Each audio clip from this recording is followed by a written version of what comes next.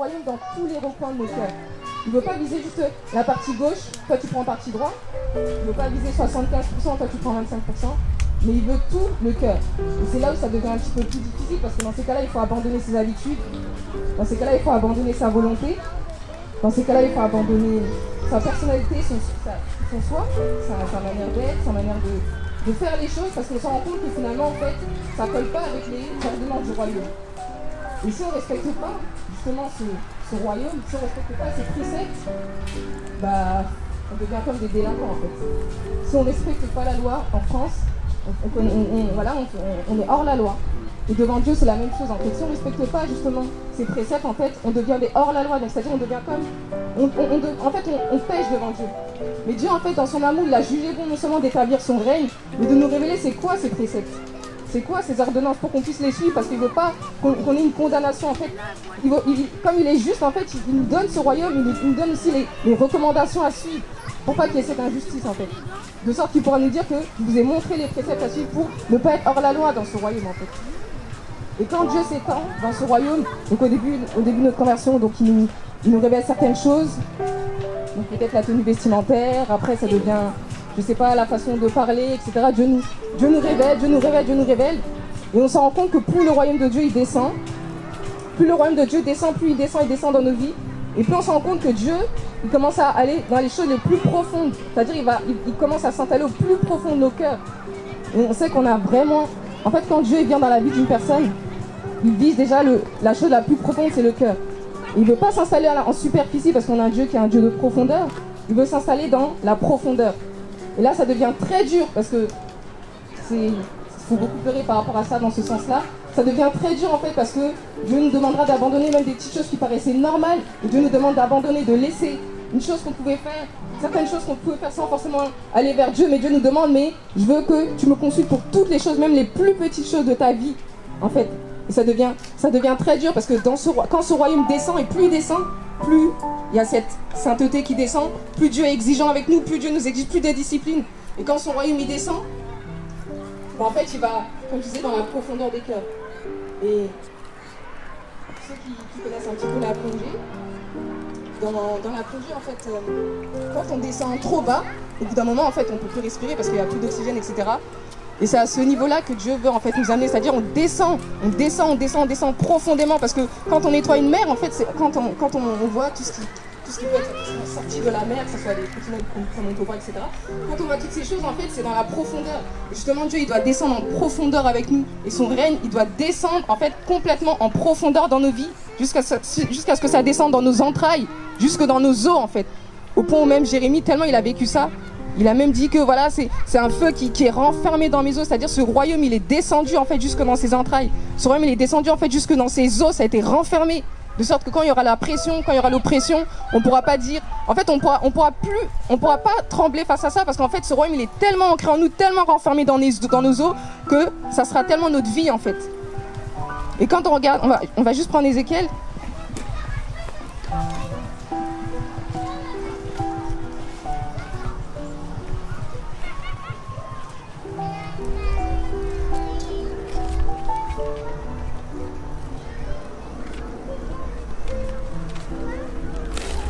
Ézéchiel 47.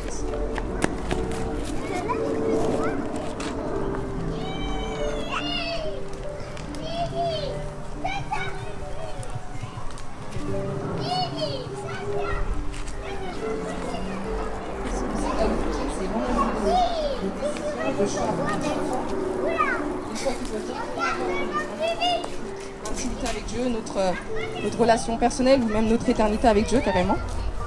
Et à chaque fois, Dieu va nous demander de faire des choix. Et quand on marche justement dans cette vie, on a Jésus, le royaume de Dieu commence à vivre en nous, etc. Comme je disais, Dieu veut étendre ses tentes dans nos cœurs. Et au bout d'un moment, il va aussi nous demander d'abandonner carrément notre volonté, au point où on ne peut plus faire ce qu'on veut.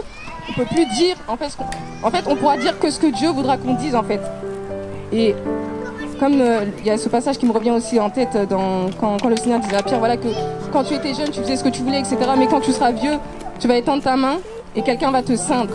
Et en fait, à ce point-là, en fait, Dieu veut nous amener. C'est-à-dire au point où tu fais plus ta volonté, le royaume de Dieu est tellement descendu dans ta vie que tu n'as plus ta volonté. Ta volonté, elle est carrément achevée. Elle est carrément morte en fait. C'est-à-dire tu fais des choses que tu veux pas faire. Tu vas dans des endroits, tu n'as même pas envie d'aller. Parce que c'est plus possible. Et tu es à la nage je sais pas si on va lire. Je vais pas lire, mais on connaît un petit peu l'Ézéchiel. On connaît un peu le passage dans Ézéchiel 47. Donc on connaît quand il arrive et l'eau qui arrive au niveau des chevilles. Après ça augmente, ça va au niveau du genou. Après au niveau des reins, etc. Et puis ça va au niveau après il est obligé de nager en fait. Et c'est ça que Dieu veut en fait dans nos vies en fait. Il veut qu'on arrive à ce niveau-là parce que souvent on dit Seigneur je t'ai donné ma vie, Seigneur je t'ai tout donné, mais en fin de compte en fait on a encore de l'eau en fait au niveau des chevilles parce qu'on a un petit peu notre volonté en fait. Mais Dieu veut qu'on arrive à ce niveau-là où on a vraiment tellement, en fait c'est la souveraineté de Dieu en fait elle s'exerce tellement dans nos vies que même si on va aller à droite, mais tellement en fait on est en train de nager et la mer, les vagues en fait sont en train de nous pousser à gauche, en fait on n'a pas le choix que d'aller à gauche en fait. Et c'est ça en fait, une souveraineté telle que, et quand il y a ce règne qui descend, il y a aussi bien sûr cette sainteté qui descend, il y a aussi cette autorité et cette présence, etc. Et Dieu justement veut que nous soyons en fait, qu'on abandonne totalement notre volonté, pas seulement de nos lèvres, mais avec un cœur sincère. Et moi-même la première, des fois on se dit oui Seigneur je t'ai donné toute ma vie, Seigneur que ta volonté soit faite. Et quand la volonté de Dieu parfaite, parce qu'on dit que la volonté elle est parfaite de Dieu, c'est-à-dire que quand elle se fait dans nos vies, elle est parfaite. C'est-à-dire avec nos yeux physiques on va dire mais ça c'est parfait, avec les situations qu'on vit, et ça c'est vraiment parfait Seigneur, c'est vraiment ta volonté. Mais le Seigneur qui te dit oui c'est ma volonté, on se dit mais en fait nous on regarde de manière physique. On a l'impression que c'est une catastrophe, mais en fait c'est pas une catastrophe, c'est vraiment la volonté parfaite de Dieu. Et des fois on prie Seigneur que ta volonté soit faite, mais quand elle s'impose, et là on commence à pleurer, on commence à bouder. Et le Seigneur est tellement, en fait, il veut tellement travailler nos cœurs, en fait, il veut tellement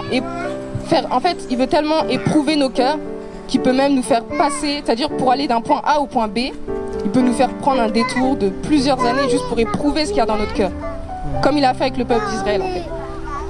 Et c'est vraiment un encouragement, enfin c'est vraiment un passage que j'avais à cœur de partager. Et malgré tout, on a fait un très bon choix et prions et continuons à prier que la volonté de Dieu soit faite et que son règne vienne réellement dans nos cœurs en fait. Amen.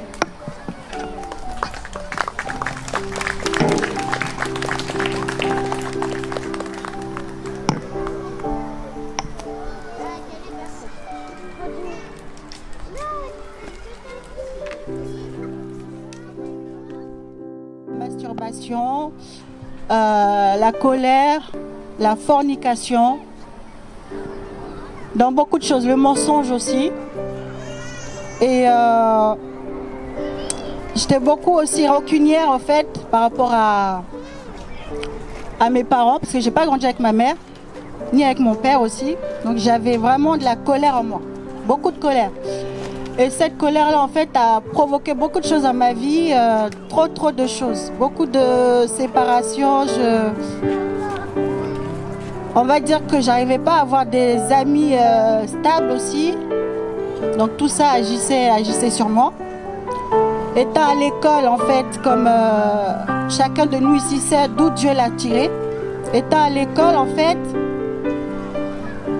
les amis ne savaient pas forcément en fait j'avais une double vie. Je faisais croire aux gens ce que je voulais leur faire croire, mais en fait personne ne savait que j'étais prostituée, on va dire.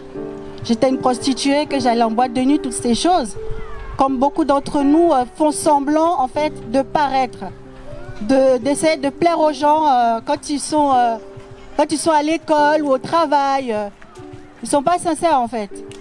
Et j'ai mené cette vie pendant longtemps, même personne ne savait dans ma famille ce que je faisais, les amis et tout ça. Je souffrais beaucoup, mais je cherchais Dieu aussi en fait. Je cherchais Dieu. J'étais d'abord catholique, on va dire, et je voulais me faire baptiser. Je disais, Seigneur, moi, il faut que je me fasse baptiser à un moment donné. Mais il fallait attendre 2 ans pour se faire baptiser. J'ai dit non, 2 ans c'est trop. Moi, 2 ans c'est beaucoup. Je veux me faire baptiser. Donc j'ai été faire du catéchuménat pendant 1 an. La 2e année, j'ai arrêté. Je dis, Dieu, tu es où? Je sais que tu existes parce que depuis toute petite, je sais que j'ai eu une vie pas correcte, mais je sais que tu es là. C'est toi qui m'as gardée depuis toute petite jusqu'à aujourd'hui. Malgré toutes choses, j'aurais pu mourir, plein de choses, mais je sais que tu es là. Et je lui ai fait la prière, j'ai dit, Seigneur, franchement, si tu existes vraiment, moi je te vois pas dans la religion. J'ai fait 1 an de catéchuménat, mais je vois pas, c'est pas ça en fait que je veux. Je suis toujours pareil, ma vie n'a pas changé, je suis toujours la même.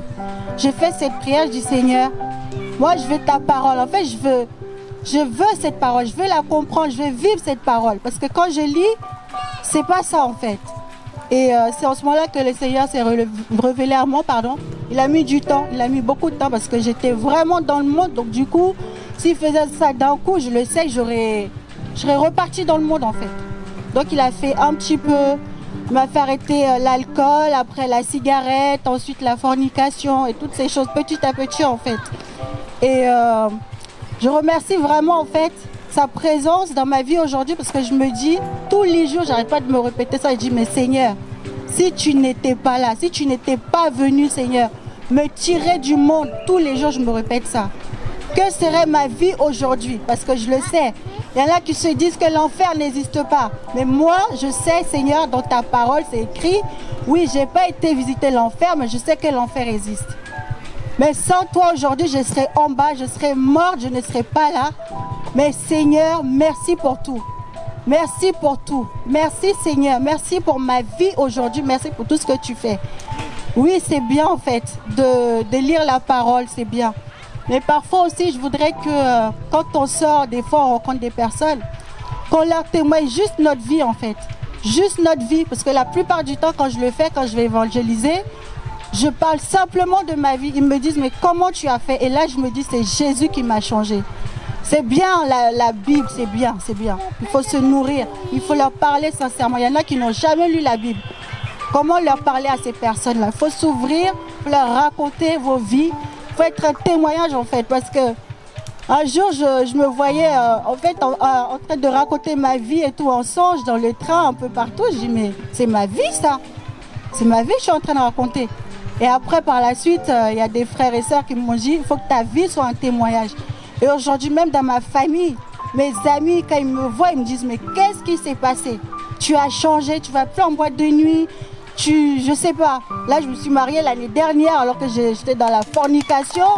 Mais la fidélité, moi, c'était pas possible en fait, quoi. Et là, ça fait un moment, je tiens, je dis pas c'est par ma force, hein, c'est Jésus qui me garde. Hein, parce que des fois, je m'assois et je dis, mais sans Jésus, là, moi, voilà, c'est pas possible. Donc, vraiment, c'est pour vous dire qu'il faut qu'on témoigne de cet amour de Jésus, en fait, partout où on va.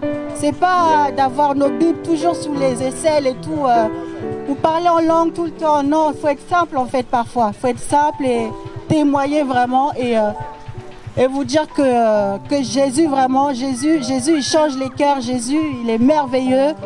Pour ceux qui n'ont pas encore donné leur vie à Jésus, réellement, Jésus est réel. Après 13 ans de problèmes avec ma famille, Jésus a su apaiser mon cœur. Aujourd'hui, je peux vous dire que la paix règne et tout ça, et c'est vraiment magnifique. Donc à lui toute la gloire et soyez vrais en fait. Soyez sincères avec Jésus et vous changera. Amen.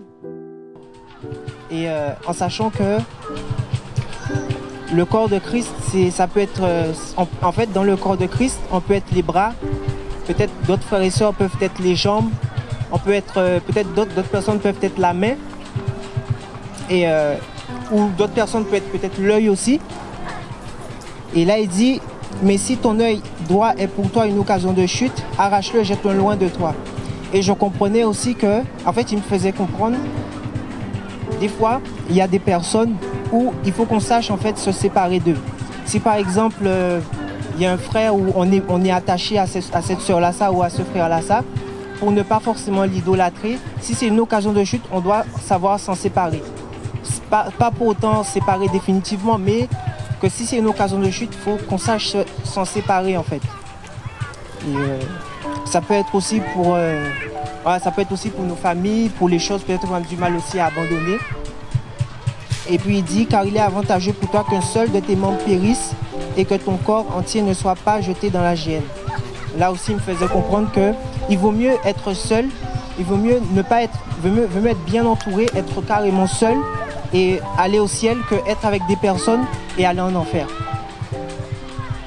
Donc voilà, c'était un peu ça la pensée.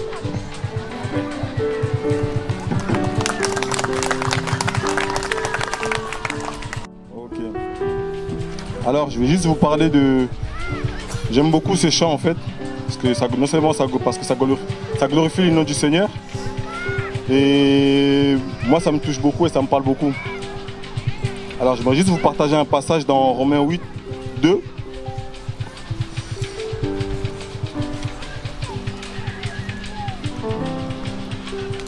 On y est? Parce que la loi de l'esprit de vie qui est en Jésus-Christ m'a affranchi de la loi du péché et de la mort. Alors là,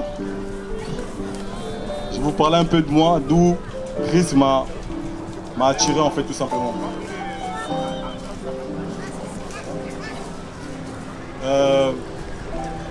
Moi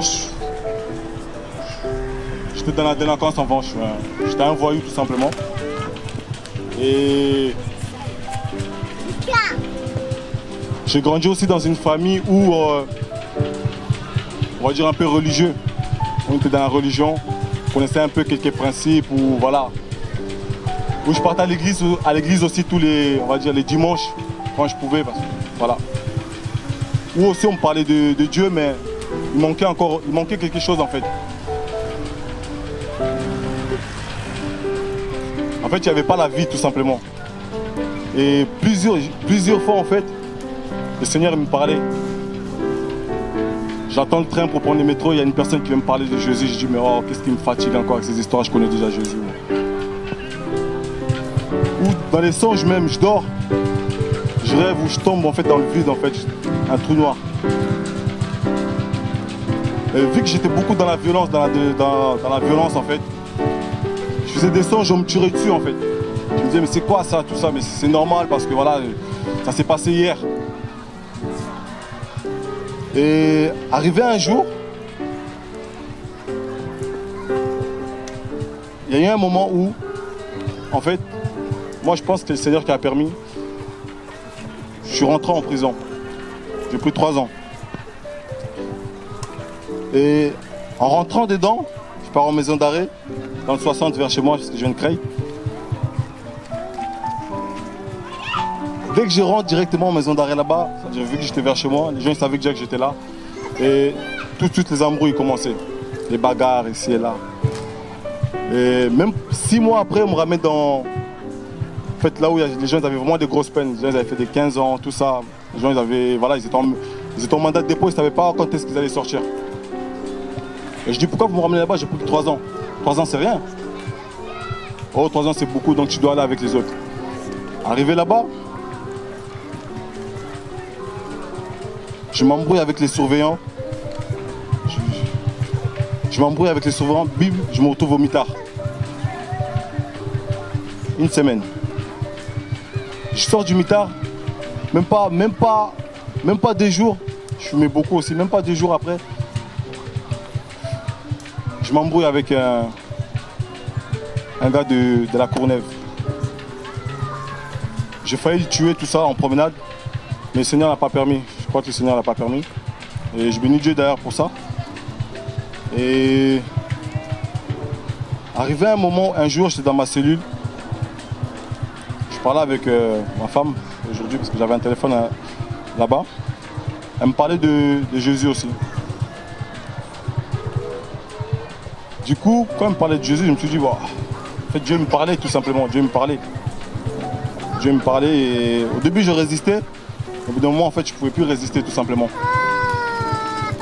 Parce que j'avais un passé vraiment très difficile.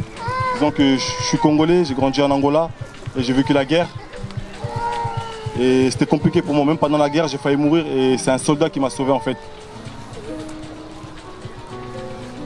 Et du coup, Dieu m'a parlé, il m'a dit clairement en fait, je vais te faire sortir de là.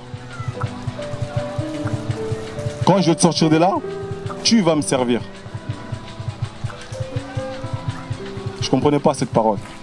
Et il me dit, si tu ne me sers pas, ce qui va t'arriver, ça sera pire que ça.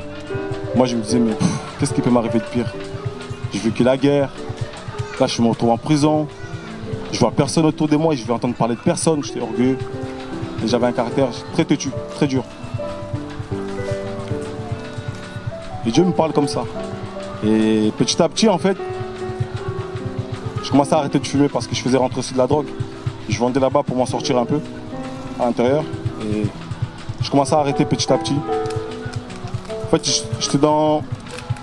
j'étais plus en maison d'arrêt, j'étais dans une cellule où j'étais tout seul. C'est-à-dire, les surveillants, ils venaient, ils l'ouvraient le matin, jusqu'à 18h, quelque chose comme ça. C'est-à-dire, on pouvait sortir à volonté en promenade, faire du sport, tout ce qu'on veut, tout ça. Et petit à petit, je commençais à arrêter la fumette, je commençais à arrêter la drogue, je commençais à arrêter du rap, les musiques, tout ça, parce que je méditais la parole et j'essayais de mettre ça en pratique, en fait, tout simplement. Et c'est pas un homme qui est venu me dire, oh, faut arrêter ça, oh, faut que tu stoppes ça, faut que... Non. En fait, c'est l'Esprit de Dieu, tout simplement, en fait, qui me disait que arrête ça, si tu veux aller au ciel, arrête ça, si tu veux marcher avec moi, arrête ça. Et un jour, je tournais en promenade. Ce jour-là, je me rappellerai toujours. Il y a un grand de la Courneuve, en fait, il est venu me voir. En fait, il m'a appelé de loin. Harris. Je le regardais. Il m'a dit, oh, à ce qui paraît là, t'es à fond, tout ça, dans le truc des chrétiens, tout ça. J'ai rigolé. Il me dit, tu sais que dans le Coran, tout ça, ils disent que tous les chrétiens iront en enfer. J'ai dit, ah ouais? Il m'a dit, bah, toi tu devais être musulman, parce que t'es arabe. J'ai dit, ah bon? J'ai dit, ok. J'ai pas répondu.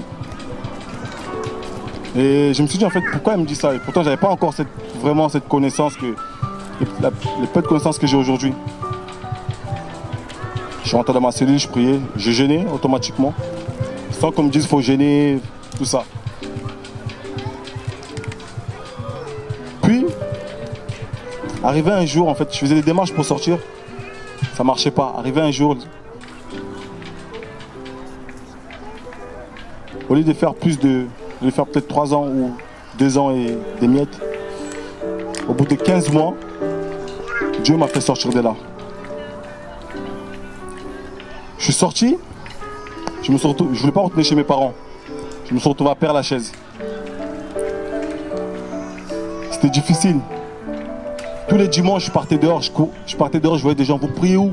Je vais venir prier avec vous. Mais ce n'était pas la volonté de Dieu. Dieu m'a dit, tu restes là, tu retournes, tu restes. C'était difficile.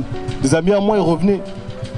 Ils me disaient, ah, arrête tes salades, arrête tes histoires, tu vas revenir, vous on vous connaît, 2 mois, vous partez, après vous revenez, tout ça. Je traînais encore un peu avec mes amis et tout. Et des fois quand j'étais avec eux, en fait, je ne me sentais pas à l'aise. Ils me disaient, vas-y, ils me proposaient, vas-y, tire une taf, tout ça. C'était dur pour moi, c'était vraiment dur, mais Dieu était là. Je disais non. Et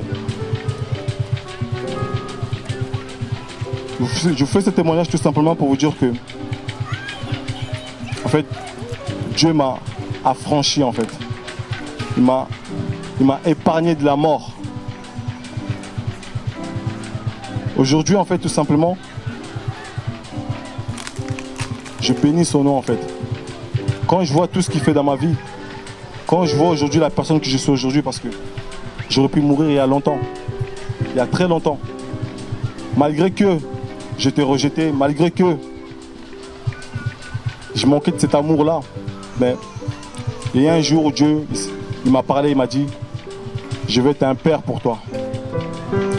Parce qu'il connaît mon cœur, tout simplement. Il voyait que toutes les conneries en fait que je faisais, que je pouvais partir des filles en filles, je pouvais aller dans la drogue, dans l'alcool, tout ça, dans la violence. En fait, tu vois, c'était tout simplement le manque d'amour en fait d'un père. Et vu que j'ai pas grandi aussi avec ma mère, voilà. C'est tout ce que j'avais à dire. Que Dieu vous bénisse.